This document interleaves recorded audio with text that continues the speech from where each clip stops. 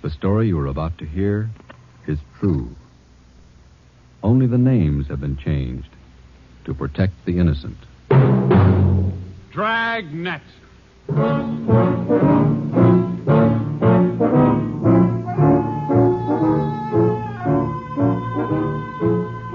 Dragnet, the documented drama of an actual crime, investigated and solved by the men who unrelentingly stand watch on the security of your home, your family, and your life. For the next 30 minutes, in cooperation with the Los Angeles Police Department, you will travel step by step on the side of the law through an actual case from official police files, from beginning to end, from crime to punishment. This is the story of your police force in action. Dragnet.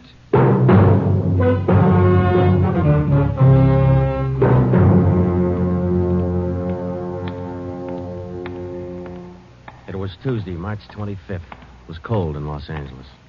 We were working the night watch out of Homicide. Detectives in Los Angeles work in pairs. My partner's Ben Romero. He's a sergeant, so am I. My name's Friday. The boss is Ed Backstrand, chief of detectives. I was on the way back from the record bureau, and it was 13 minutes past 11 when I got to room 42. Homicide. That's a hot shot. Somebody grab it. I got it, Ed. At 1245 East O'Haney Street, 1, 2, 4, 2 5. officers shot. At 1245 East O'Haney Street, O'Haney Street. 2 officers. Shot. What have you got, Friday? Read it. 2 officers shot. Where's Romero? Right here, Skipper. Okay, you've got one to roll on. Get going.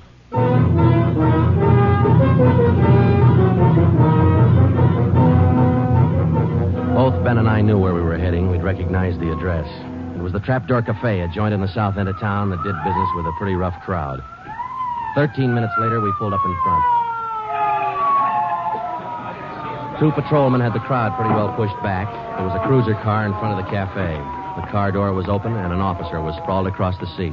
He was conscious but weak, and one of his pant legs was pretty red. Hello, Sarge. Hi, how you doing? I've done better. Yeah, well, what happened? Williams and I were cruising. We've been keeping an eye on this cafe lately. Tonight we decided to take a look. And just as we went in, 2 guys left in a hurry, the back door.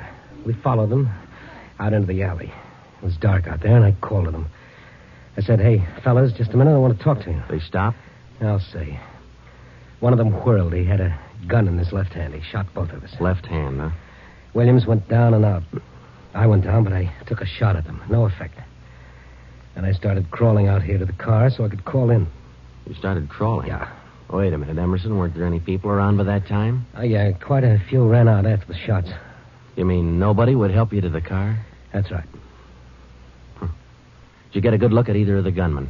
Well, one of them was tall. I think he was a redhead. There was something funny about his nose.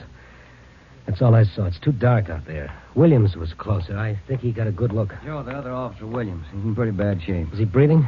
He's still alive, Emerson. I don't know how much time he's got. Ambulance? On the way. Okay, let's round up all the men who are in the cafe. We're taking them in.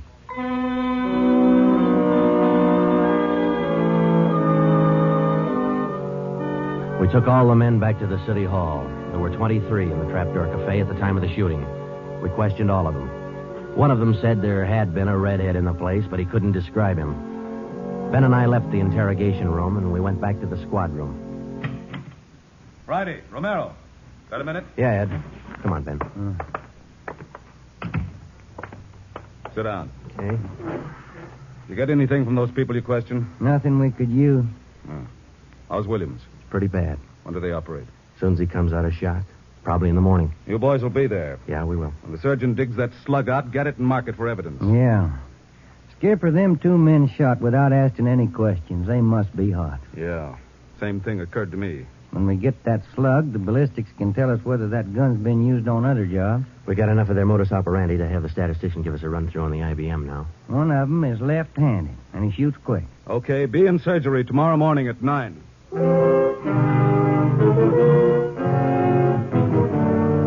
Neither Ben or I said much on the way home, but we were both thinking the same thing.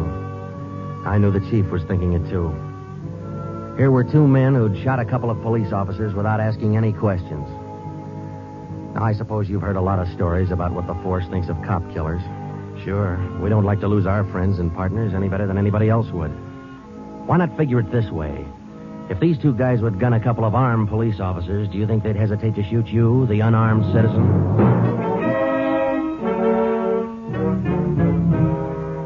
The next morning at 9 o'clock, Ben and I had scrubbed up and we were in surgery. Williams was on the table. The surgeon started in. A lot of minutes later, he got the slug. As for Williams, they took out 7 feet of his intestine and said he might pull through.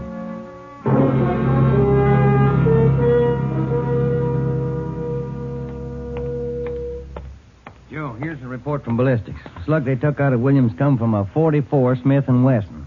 The same gun was used in a liquor store killing about a month ago. You call the statistician? Yeah, She's running all the cards on previous shooting through the IBM machine. She ought to be through about now. Let's take a look. Okay, come on. Hi, Helen. Just a second. Okay.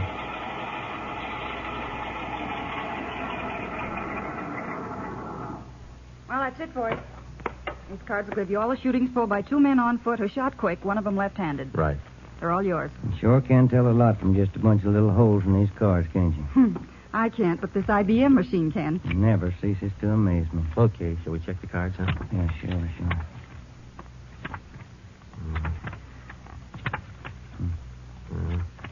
Wait a minute, Ben. Here we are. Huh? Yeah. Here's that liquor store killing ballistics tied the Smith & Wesson in on. Same gun that Emerson Williams was shot with? Well, it checks out.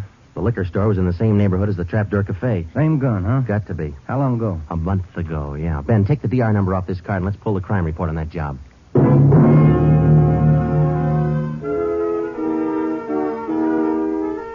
We pulled the crime report out of the files. It said that there was only one witness to that liquor store killing a month ago. That witness was a woman. Miss Forbes, I'm sorry to disturb you like this, but we'd like to ask some questions about that liquor store killing you witnessed a little over a month ago. Well, I told the police everything I knew about it then. Yeah, we know, but maybe you wouldn't mind telling us again, huh? Oh. No, I guess not. I've been trying to forget it, to tell the truth. It was pretty terrible, and I really didn't see so very much because I was awful scared. I understand. But try to describe again just what happened, will you? Well, it was about 10 o'clock at night. I was walking down the street toward home when I realized I was all out of cigarettes. Well, I was right in front of the liquor store then, so I went in. The clerk was behind the counter, and there were 2 men standing there arguing. What's the idea of changing your mind? I thought we was going to get bourbon. No, let's get the wine. I want bourbon. Costs too much. Wine's good enough. The rest of them want bourbon, too. We better talk to them. Well, okay. We'll be back when we make up our mind, mister. 2 men walked out of the store, and the clerk smiled at me and shrugged his shoulders. I bought a pack of cigarettes and turned to leave. But just then the 2 men came back in again, and each of them had a gun in his hand. There's a stick up, mister. The clerk just sort of crumpled to the floor. I couldn't believe my eyes, but that's just how it happened. The men said this is a stick-up, and then they shot him right away. Get over against the wall, lady, or you'll get the same. One of them punched the no sale on the cash register. I was shaking so I almost caved in. He scooped the money out of the drawer and stuffed it into his pocket. And then the other one went over to where the liquor clerk was lying face down. He knelt down beside the clerk and he put his gun against the clerk's spine. Then they both ran out of the store. It was terrible. That clerk, he was lying there helpless and wounded, and they deliberately... Yeah, Miss Forbes, I understand. Oh, Miss Forbes, you said that both of the men had guns? Yes. One of the guns was black, and the other was sort of fancy looking. What do you mean, Miss Forbes? Well, it was real shiny. Nickel-plated? I wouldn't know about that, but it was shiny. There were 2 guns, huh? Yes. Well, now about the men themselves. Well, I was so scared their faces just didn't register with me. The one who shot the clerk in the back was sort of stocky. That's about the best I can do. Well, you mentioned in the report that one of the men was left-handed. Yes, I do remember that. Uh-huh. Look, Miss Forbes, this is very important to us. One of the men was a redhead? Redhead? Why, no, I didn't see any redhead.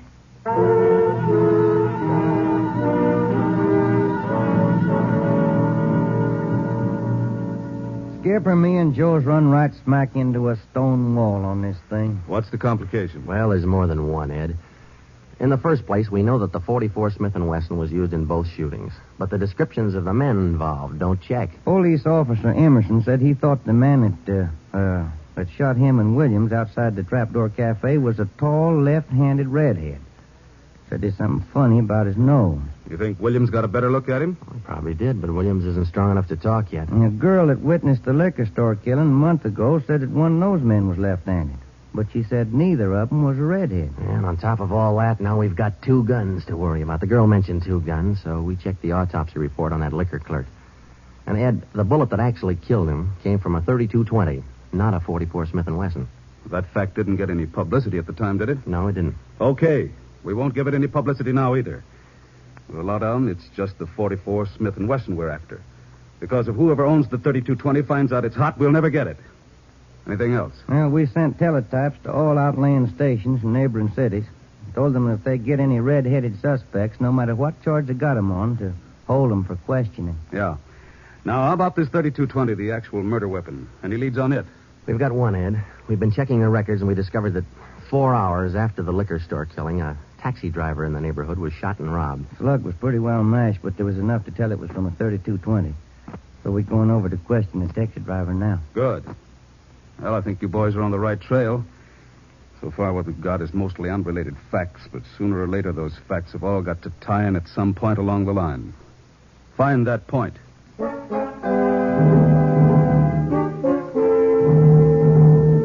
find the point.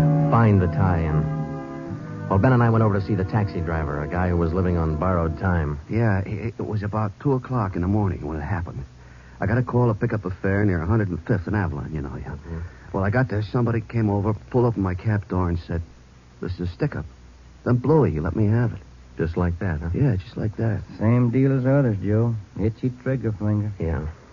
Did you get any kind of a look at the fella? Look, no, it's too dark. Uh-huh. Hey, according to the report, you got shot in the chest. Yeah, that's right. Oh, you're maybe wondering how come I'm still alive, huh? I'll tell you, pal, it's like something you'd see in a bad movie, you know? I'm carrying a few silver dollars with me. 9 of them, to be exact. So I decided to stick them in my breast pocket.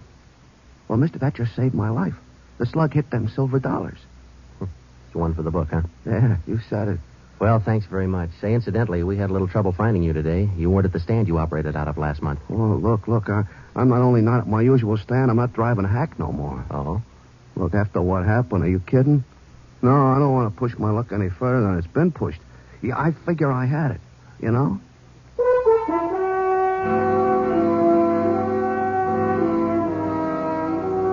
And about that time, Ben and I were beginning to figure we'd had it. We were getting nowhere fast. We had a few informants nosing around, but so far they hadn't come up with any leads. Well, Ben and I followed up all the teletypes that poured in. We just got back from Santa Ana, where we'd been questioning a red-headed suspect, and we'd flopped in the squad room when Chief Backstrand's door opened. Friday. Romero. Got a minute? Yeah, Skip. Any luck with the Santa Ana redheads? No, none at all. I guess you haven't heard the latest. We just now got back in town, Skip. Early this morning, another cab driver got shot. What? Yeah. Man came up to his taxi, opened the door, said, "This is a stick-up," and shot him. Bullet went through one leg and into the other, but the driver managed to start his cab and drove over to a cafe. He called in from there. Boys recovered the slug? Yeah. It came from the same .44 Smith & Wesson that was used in the other 2 jobs. The cab driver get a look at the gunman? Yeah, briefly. Was it the redhead? No. Oh, the stocky guy. He wasn't redheaded and he wasn't stocky. That's all the driver knows. Well, that's great. Skipper, this is beginning to sound like a gun of the month club.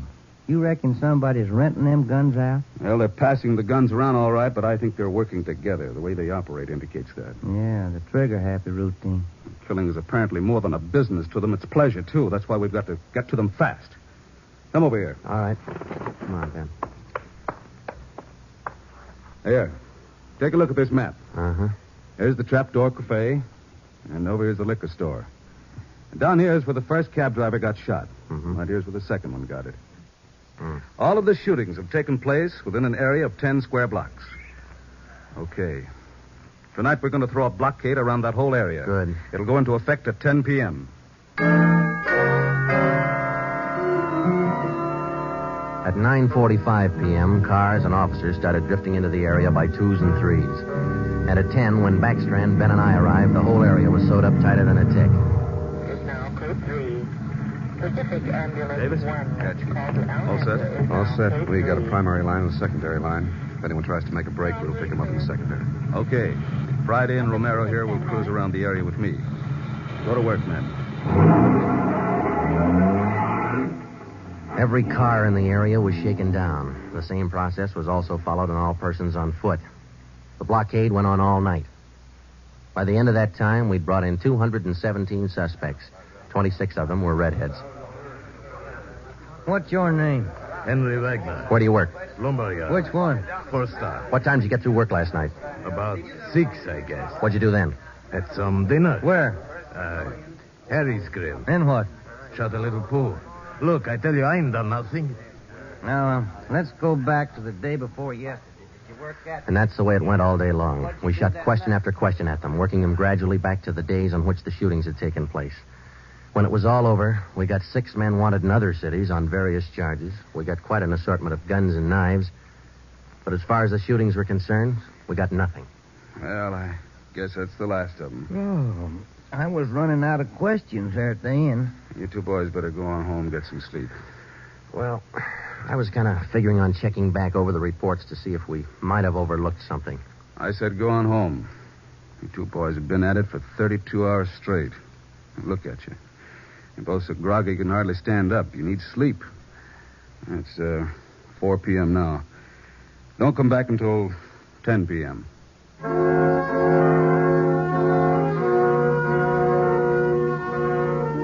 When I walked into the squad room at 10, Ben was already there. An informant had just phoned in a new lead. He told Ben he'd heard about a gang that had been hanging out down around the DeVere bungalow court in the south end of town. We knew that the DeVere was close to the Trapdoor Cafe, so we went over to talk to the manager. Joe, I've been meaning to ask you. You checked on how Williams is getting along? Yeah, I did. I called the hospital this afternoon. It's going to be all right. Oh, that's fine. Well, here we are. Yeah, manager's office. Still got a light on. Yeah? I'm Sergeant Friday, police. This is Sergeant Romero. Yeah? We'd like a little information. Why, sure. Come in. Thank you. What can I do for you? Well, did you hear anything about a gang that hangs out down around here anywhere?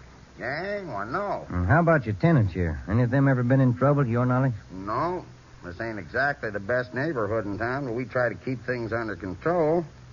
Once in a while, one of them will get out of line, but when that happens, we heave them out of here. You heaved anybody out lately? Yeah, I did. Fellow and his wife, a few weeks ago. They had a fight in one of the bungalows.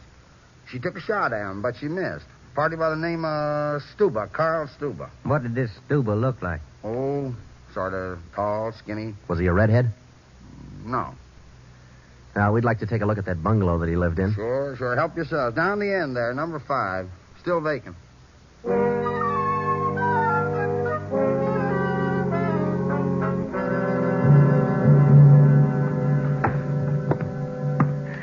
Well, I guess that does it. Stuba didn't leave a thing behind. Matter of fact, we don't have anything to prove that this Stuba's tied in at all. We're only working on a hunch. Hey, Joe, look. Where? Up on the wall there, just by the window. Oh, yeah. Yeah, that plaster there, it's newer than the rest. You got a knife? I sure have, boy, and I'm carving. That manager'd be awful unhappy with me if he was here. Yeah, he would. Yeah, but... Hey, Joe, here it is. A slug. They plastered right over it. Okay, dig it out, and let's hope it matches. It matched. The slug from the wall came from the same .44 Smith & Wesson that had been used in the other shootings. So now we had a name to work on, Carl Stuba. But he'd done a good job of dropping out of sight. Well, the next day, Ben thought he had another lead. I've just been talking to another informant, Joe. He says he heard that there's a fella down in that neighborhood been trying to sell a gun lately. What kind of a gun? Nickel-plated with steer horn handles. Nickel-plated. Well, maybe that's our .44 Smith & Wesson. Maybe. Did the informant know who this man was? Said the feller's name was Alonzo. Yeah. Alonzo who? Just Alonzo. That's all he knew.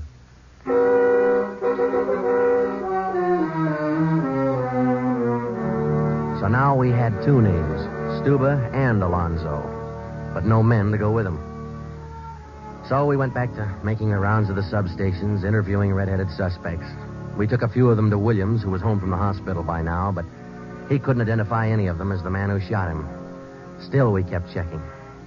Finally, we got around to the 77th Street station. We questioned the suspects they were holding there, and we just started to leave when one of the officers called us. Hey, Sarge, we're holding somebody else you might want to look at.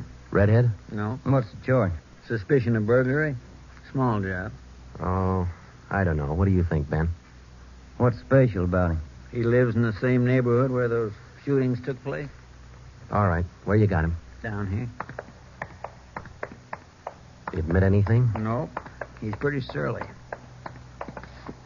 Here we are. Thanks. Hi. What do you want? I'm Sergeant Friday. This is Sergeant Romero. We'd like to ask you a few questions. Look, I already told the other cops all I know. I didn't steal no radio from that jerk. What's your name? We've been through all that once. Come on, what's your name? Jackson. Alonzo Jackson. Alonzo. I looked at Ben, and Ben looked at me. This could be the Alonzo who'd been trying to peddle that Smith & Wesson. Ben and I both knew here was one suspect we'd have to be real careful with. Alonzo, according to the records, this burglary you're suspected of took place on the night of the 27th. Look, how many times do I have to tell you guys they didn't have anything to do with it? You got an alibi for that night? Sure, I got an alibi. I was out with a couple of friends, I can tell you. What's your friends' names, Alonzo? One of them's Crandall, the other Stuber. Stuber, the guy who used to live in the bungalow court. Well, we told Alonzo he'd have to produce his two friends to give him an alibi for the burglary charge, and he bit. He went with us, and he pointed out where Stuber was living now. No wonder we hadn't been able to find him. There was a little shack at the back of a lot behind two houses. We thought it was a chicken coop at first. We took Alonzo back to the station, then we picked up Stuber. He was surprised to see us and not very happy. We took him in. Next, Alonzo gave us Crandall's address.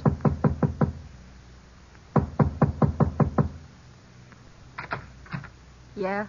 Mr. Crandall in? No. Will he be back soon? I don't know. Who are you? Sergeant Friday, Sergeant Romero, police. What do you want with him? Oh, nothing important, lady. We just wanted him as a witness. Oh. Well, I don't know just when he'll be back. Probably an hour or two. Okay, thanks.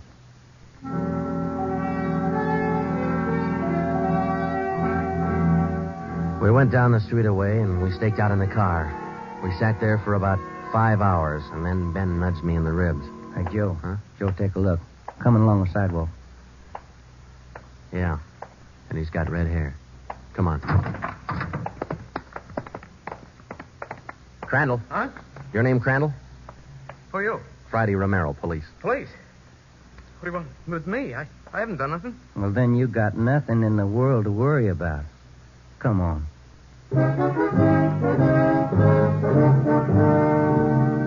We questioned Crandall for an hour, but he wouldn't give an inch. Denied everything. Then we put him in a car, and we drove over to Officer Williams' house. I left Ben in the living room with Crandall while I went in Williams' bedroom. Hello, Sarge. Hi, Williams. How you doing? Yeah, a little better, I think. That's fine. Look, we've got another redhead outside. Bring him in. Okay. All right, Crandall, come on in here. Who's in there? Why'd you bring me over here? Come on in here.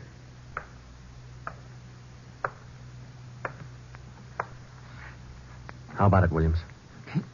That's the guy. No, I'm That's not. the guy that shot me. Well, Crandall? No. Yeah. It was an accident. I didn't mean to shoot him. It was an accident. Once Crandall got started, he talked his head off. He also admitted being in on the liquor store killing, but insisted he was only the lookout. We took him back to the station and got his whole story down on a tape recorder. Yeah, he was left-handed. Then we went back to Alonzo, who didn't know we had Crandall's confession. We met the chief in the hall outside the room where they were holding Alonzo. About ready to tie the knot? Oh, hope so, Chief. But Alonzo hasn't given any yet, and we still haven't found those guns. We've got one of them. Which one? The Smith & Wesson. Stuber popped about that one 10 minutes ago. Said he left it with his girl. A couple of the boys are on their way over to get it now. That's good, Ed. That leaves just the 32-20. You haven't mentioned the 32-20 to Alonzo, have you? No. He still thinks we're after that Smith & Wesson, and that's the way we're going to play it right now. Go ahead. Look, how much longer are you guys going to hold me here? Didn't you check with those friends of mine? Alonzo, we got a tip that you've been trying to sell a gun lately. A gun? Yeah, 44 Smith & Wesson. Oh. No, it's not true. That Smith & Wesson's been used in a couple of robbery jobs this month, and we think it's your gun. That's a lie. Any proof of that? Why, yeah. Sure, I got proof of that. I used to have a gun, but it wasn't a Smith & Wesson. Look, If I tell you where it is, that ought to convince you, shouldn't it? It'll help things. Okay. I sold it to a neighbor of mine. He gave me $7. I'll give you his address. You sure it's not a Smith & Wesson? Sure, I'm sure. It's a 3220. Yeah, it worked. We went to the neighbor's address, and he admitted having bought the 3220, but said he'd lent it to a friend who'd never returned it. The friend had hocked the gun to a barber. The barber gave him $15 and a haircut for it. We finally got it from the barber, and we came back to the station. I'm all set, Joe. I'll be in the next room. Just give me the nod. Okay. Hello, Alonzo. Hey, you got the gun. Yeah, we got the gun. Well, now maybe you'll believe I'm on the level. Okay if I go now? I guess we won't be able to hold you here much longer. You can say that again, brother. You gotta save a lot of time for you to listen to what I've been trying to tell you all along. I guess you're right, Alonzo. Sure, I'm right. You know, you guys would be a lot better off. You believe guys like me the first time we tell you something. But on the liquor Instead store of job, running... I was only a lookout. I was outside. It was the other two who pulled that one. Stuba and Alonzo. Alonzo killed the clerk. Hold it, Alonzo. All right, Alonzo, that's enough. Now, come on, how about it? Well, what's the use? All right. That's like he said. Okay, Ben, bring the recorder in here. Alonzo's ready to make a record now.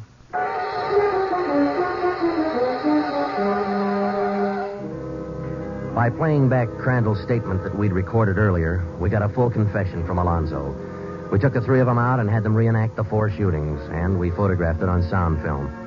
Crandall, the redhead, was the one who'd shot the 2 police officers, but he was only the lookout for the liquor store killing, which explains why the girl witness didn't see him in the store. Stuba and Alonzo were the ones who pulled that job. And Alonzo, the worst of the bunch, was the one who put the 3220 against the spine of the wounded clerk. The 3 of them took turns at shooting the cab drivers and robbing them. That accounted for the mixed-up descriptions, including all that left-handed business.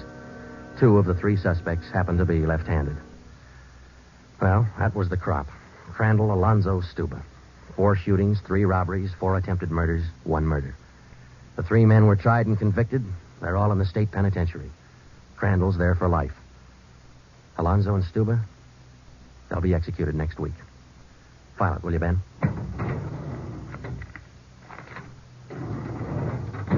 Case closed. Dragnet.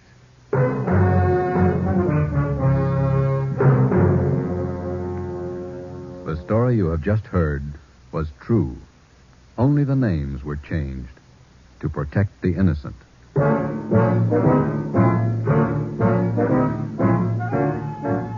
You have just heard the second in a new series of authentic cases from official files. Technical advice for Dragnet comes from the office of C.B. Horrell, Chief of Police, Los Angeles Police Department. Tonight's program is dedicated to Radio Officer Delmer E. Cook of the Los Angeles Police Department, who, on the afternoon of December 6, 1948, gave his life so that yours might be more secure. Dragnet came to you from Los Angeles. This is NBC, the national broadcasting company.